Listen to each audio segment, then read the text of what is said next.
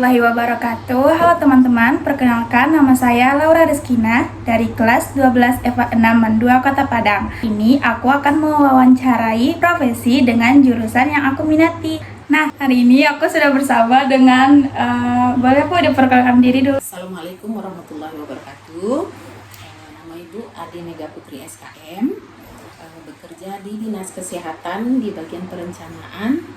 Latar belakang pendidikan terakhir yaitu Sarjana Kesehatan Masyarakat di Universitas Andalas.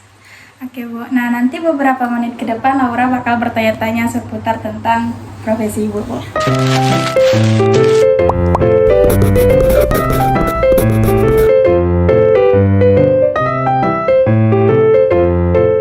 Nah boleh dong Bu, dideskripsikan dulu pekerjaan Ibu sehari-harinya bagaimana? Bekerja di Dinas Kesehatan Kota Padang di bagian istilahnya substansi perencanaan program. Jadi pekerjaan Ibu di sana sebagai perencana untuk program-program kesehatan yang ada di Dinas Kesehatan Kota Padang. Untuk kegiatannya antara lain menyusun perencanaan-perencanaan yang ada di seluruh pemerintahan Kota Padang yang berkaitan dengan puskesmas, perencanaan untuk kegiatan pemantauan ke rumah sakit, ke klinik-klinik. Di bagian ibu yang akan merencanakan. Itu ada koordinasi dengan bagian-bagian lain. Ya Pak.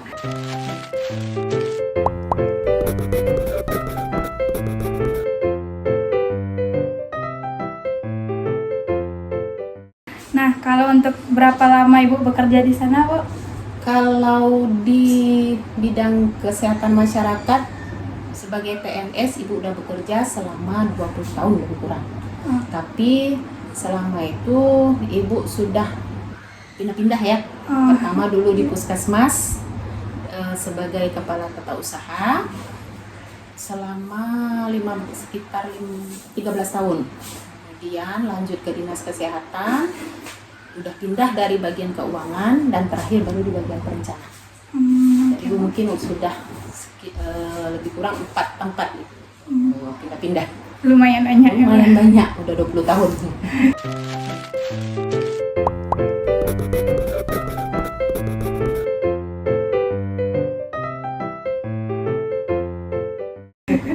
Nah, aku penasaran nih Bu, kenapa Ibu bisa tertarik sama pekerjaan di bidang ini nih Bu? Awalnya mungkin melihat sebagai tenaga kesehatan itu ada sesuatu kepuasan ya.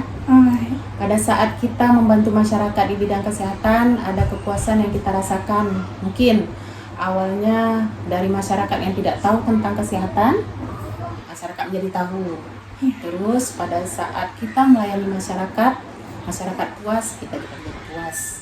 Jadi ilmu-ilmu yang kita punya bisa kita tuangkan, bisa kita berikan ke masyarakat. Juga selain ke masyarakat, kita juga ke instansi-instansi lain, ke rumah sakit, ke istilahnya kalau kami itu lintas program seperti lintas sektoral seperti dinas-dinas lain, kita ada integrasi, ada kolaborasi. Jadi banyak yang bisa kita berikan kepada masyarakat.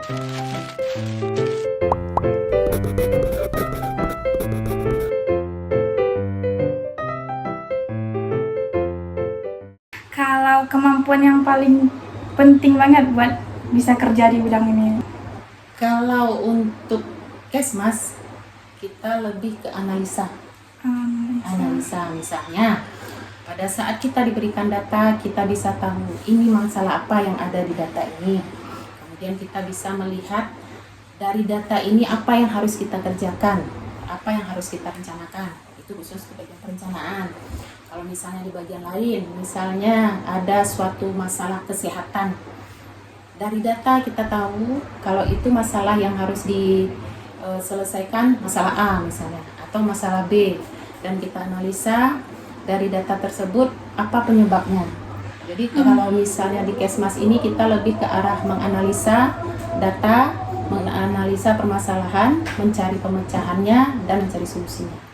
Berarti harus bisa dianalisa Pak? Ya, lebih ke masalah gimana kita caranya menganalisa. Kalau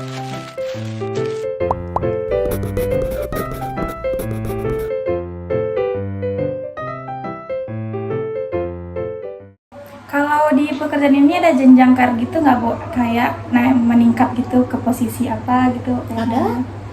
Kalau bidang Kesmas ini jenjangnya bisa sampai, kalau yang pengalaman kita lihat dari yang sebelum-sebelumnya dan sekarang itu sampai ke kepala dinas, ada kepala dinas kesehatan, dan itu jenjangnya juga bisa sampai ke kementerian.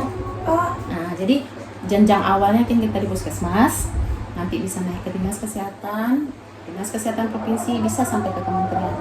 Jadi sudah banyak tenaga kesehatan masyarakat yang sampai ke kementerian kesehatan. Jadi kalau untuk jenjang banyak kesempatan yang bisa kita ambil, tergantung keinginan kita masing-masing.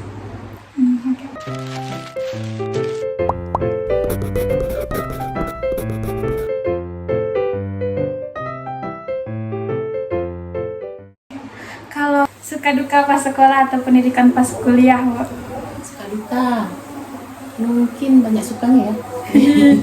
Karena kita dapat ilmu yang mungkin awalnya SMA kita hanya belajar ilmu yang diberikan guru, kita terapkan, sudah itu aja.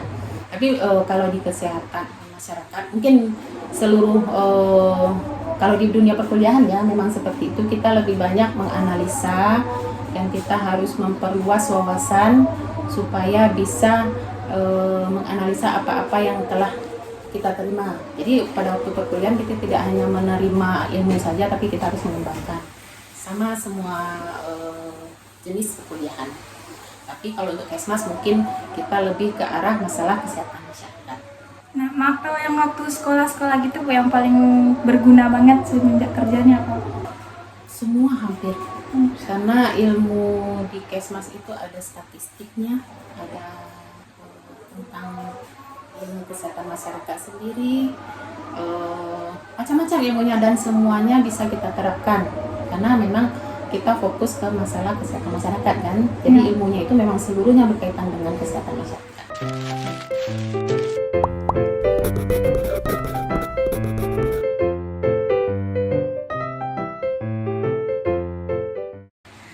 Kalau yang paling berkesan saat bekerja, Bu? Berkesan banyak ya. Yang paling berkesan sebenarnya kita berhubungan dengan masyarakat. Berhubungan dengan masyarakat itu kayaknya enak, kayaknya gampang, tapi ada susahnya. Dan kesannya kita dapat di situ pada saat kita bisa merangkul masyarakat, itu suatu kesenangan yang luar biasa. Karena kita bisa merubah perilaku masyarakat mungkin dari hal yang negatif menjadi hal yang positif, atau merubah perilaku masyarakat dari yang belum tahu menjadi tahu. Nah, kalau kayak gitu tuh, Bu, kalau misalnya ada masyarakat atau warga yang kayak susah untuk bisa mengikuti ajakan-ajakan dari ini, Bu, gimana cara mengatasinya, Bu?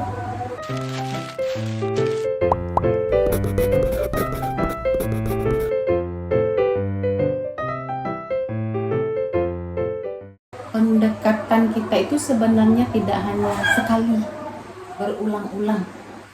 Jadi kalau di kesehatan, untuk merubah perilaku itu tidak bisa kita melakukannya sekali saja.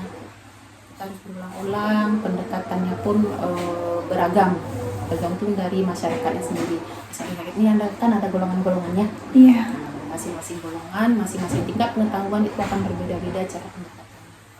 Misalnya antara orang yang tahu tapi tidak mau dengan orang yang tidak tahu, itu beda. Misalnya orang yang tidak tahu, kita memberikan ilmu, memberikan contoh, memberikan pendekatan yang berbeda dengan orang yang dia tahu tapi dia tidak mau merubah diri. Beda-beda.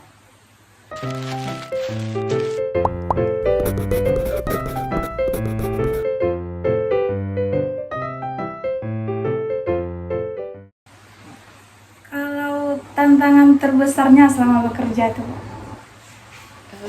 Tantangan terbesar tetap kembali kan sama dengan pesan, tantangannya itu mendekatkan diri ke masyarakat, apalagi dengan masalah-masalah kesehatan yang sekarang asumsi masyarakat kan banyak yang berpikiran negatif tentang pemberian ini, pemberian itu. Tantangannya untuk memberikan pemikiran yang positif itu yang agak susah ke masyarakat. Dan sampai sekarang pun Laura tahu kan masyarakat asumsinya terhadap program-program kesehatan itu bermacam-macam. Ada yang menganggap ini program mampu gantungan, ya tahu kan banyak masalah-masalah kesehatan. Dan itu yang harus kita upayakan supaya masyarakat mau dan berasumsi positif kepada program yang diberikan oleh pemerintah.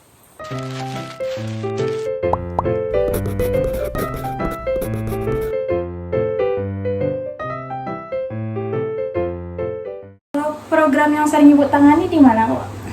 Sekarang? Iya. Kalau sekarang Ibu tidak memegang program, tapi seluruh program itu dikumpulkan ke dalam perencanaan. Jadi misalnya kan di dalam dunia kesehatan itu kan banyak programnya, apalagi kayak di dinas kesehatan itu beragam-agam program yang kemudian dikumpulkan, dilakukan koordinasi dengan masing-masing program untuk mendapatkan program-program apa yang akan kita rencanakan tahun depannya berkaitan dengan masalah-masalah yang ada di Kota Padang. Apalagi sekarang Ibu kan di dinas kesehatan Kota Padang lebih fokus ke pemerintah Kota Padang. Programnya itu semuanya memang harus kita ketahui, walaupun tidak secara mendalam, tapi kita harus tahu program-program apa yang ada di kesehatan.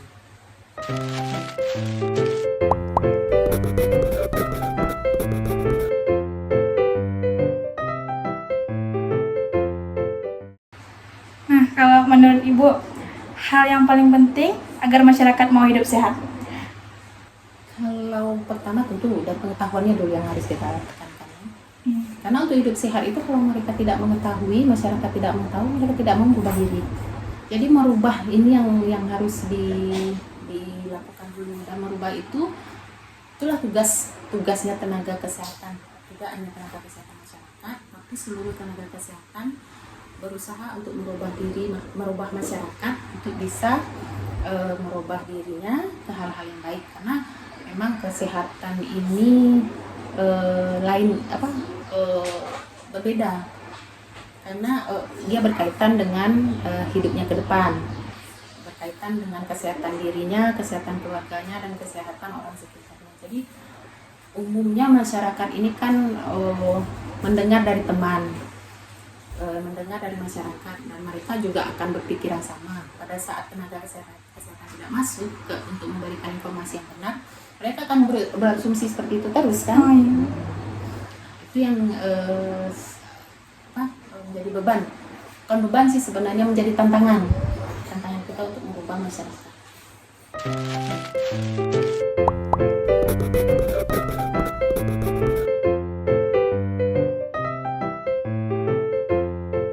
Kayak gitu Bu, kerjanya paling sering lebih sama bidan atau sama dokter atau sama yang lain atau apa gitu? Kalau tenaga kesehatan masyarakat secara garis besar ya itu semuanya.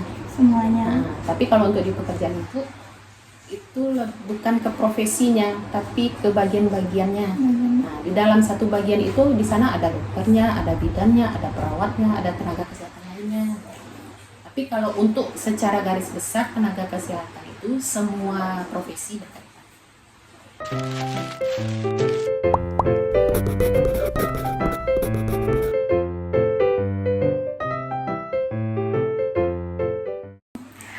Apa nih Bu yang bikin Ibu tetap semangat menjalankan pekerjaan ini sampai sekarang Bu? Semangatnya yaitu berusaha untuk merubah masyarakat. Jadi keinginan kita untuk merubah masyarakat menjadi masyarakat yang sehat, masyarakat yang mandiri, masyarakat yang tahu dengan pentingnya kesehatan, itu membuat kita semangat terus. Karena kalau kita lihat sekarang kan memang masih banyak masyarakat yang belum bisa merubah perilakunya untuk menjadi orang yang lebih memperhatikan kehidupannya ke arah yang lebih sehat. Jadi semangatnya kita di sana merubah perilaku. Jadi tenaga kesehatan itu kan lebih ke arahnya merubah perilaku masyarakat menjadi masyarakat yang lebih sehat, berperilaku sehat, hidup sehat secara lingkungan, pribadi, dan kesehatan dirinya sendiri.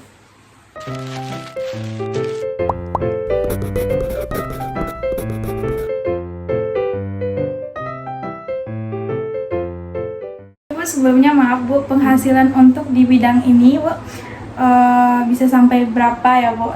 Diperkirakan aja boleh? Kalau tergantung sebenarnya, kalau misalnya kalau pegawai negeri otomatis kan punya standar penghasilan ya. Itu tidak dilihat dari profesinya, tapi dilihat dari golongan dan jabatannya. Oh, seperti jenjang tadi itu ya Bu? Ya. Dan kalau di swasta itu tergantung juga dari perusahaannya. Jadi kalau gambarannya sih agak susah memberikan gambaran karena standarnya itu tergantung dari di mana posisi kita bekerja. Jadi kayak swasta pemerintah kayak gitu? Ada, kalau misalnya kayak ibu kan di pegawai negeri, pegawai negeri kan berdasarkan jenjang jabatan dan golongannya. Terus kalau yang swasta misalnya kayak di tenaga kesmas ini kan juga ada di rumah sakit swasta, itu kan lain lagi. Oh iya. Di rumah sakit pemerintahan itu sama dengan di dinas kesehatan. Tapi kalau misalnya rumah sakit swasta atau perusahaan kesehatan kan juga ada, misalnya kayak perusahaan obat, perusahaan macam-macam. Itu beda lagi.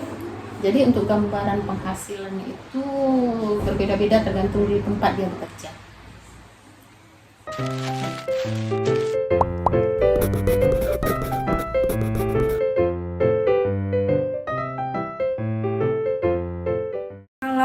Pesan Ibu untuk anak-anak muda yang mau masuk ke bidang ini Bu? Pesannya, kalau mau masuk bidang tenaga kesehatan masyarakat, yang paling penting niatnya dulu. Niatnya mau masuk ke kesmas itu apa? Kalau misalnya masuknya hanya untuk daripada tidak kuliah, nanti di dunia pekerjaan mereka akan sulit karena banyak tantangan yang harus dilaluinya. Apalagi di bidang kesehatan ini kan yang kita lebih ke arah perilaku dan mengobati orang. Yang kita layani orang yang sakit dan orang yang sehat juga ada. Orang yang sakit kita layani itu akan susah. Orang yang sehat kalau dia tahu tidak mau berubah susah juga. Dia tidak tahu dan tidak mau tahu susah juga.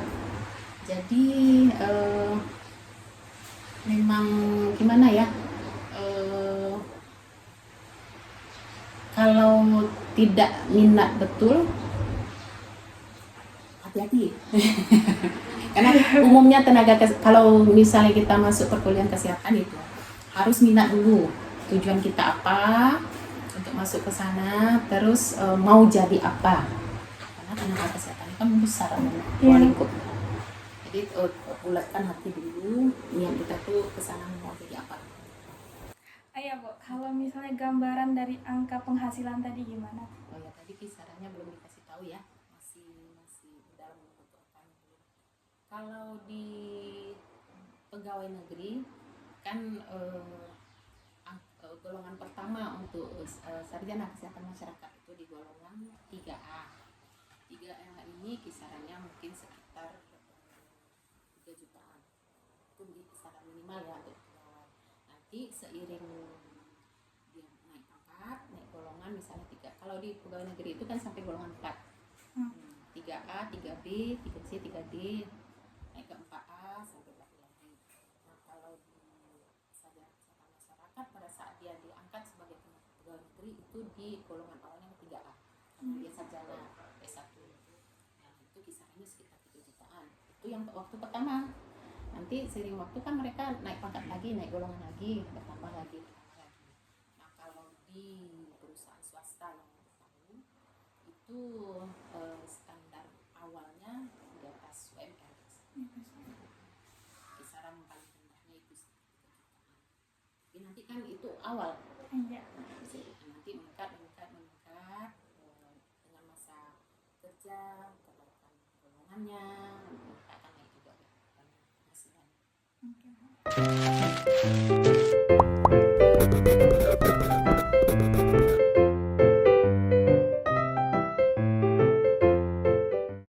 Nah, pertanyaan terakhir nih Bu, gimana caranya agar pekerjaan di bidang kesehatan masyarakat ini dikenal dan dihargai banyak orang Bu? Sebenarnya kalau kesehatan masyarakat sekarang kalau ibu lihat ya udah semakin banyak minatnya. Berarti kita lihat masyarakat udah aware dengan masalah kesehatan, makanya mereka berminat untuk masuk di Kesmas. Kayak Laura sendiri mungkin karena udah tahu tentang tenaga kesehatan seperti apa, makanya Laura juga mau masuk ke Kesmas. Jadi sebenarnya yang hampir-hampir sama lah dengan yang lain, tenaga kesehatan masyarakat dengan bidang-bidang ilmu lain. Bu, boleh dong diminta pesan-pesan untuk kami-kami yang mau masuk ke dunia kesehatan masyarakat, Bu? Karena sekarang masih SMA ya, jadi jiwa bermainnya masih mungkin. Nanti di perkuliahan awali dengan niat, terus niat itu diiringi dengan belajar yang serius. Lihat ilmu-ilmu yang berkaitan dengan kesehatan masyarakat, ikuti perkembangan ilmu yang ada. Terus untuk perkuliahannya sendiri, kalau memang terbentur, cari kita kan nanti ada kakak-kakak senior, cari informasi dari kakak-kakak seniornya. Jangan putus asa, karena apapun perkuliahannya akan susah, karena kita mulai dari SMA ke perkuliahan itu akan berbeda cara berpikir, cara dosennya sendiri mengajar tidak sama dengan SMA. Jadi yang penting niat dulu, terus tekun belajar, ada tujuan yang ingin dicapai. Jadi setiap semester misalnya Laura punya target apa yang harus dicapai. Jadi kita punya target juga, sekian tahun kita harus selesai dengan nilai yang segini, dan setelah selesai kuliahan kita tamat, kita juga tahu tujuan kita kemana. Mungkin pesannya bagi Laura dan teman-teman yang berminat di kesehatan masyarakat. Baik, karena udah sampai pertanyaan terakhir, terima kasih banyak Ibu sudah menjawab beberapa pertanyaan dan meluangkan waktu. Sekian, jika ada kesalahan saya mohon maaf. Assalamualaikum warahmatullahi wabarakatuh. Waalaikumsalam.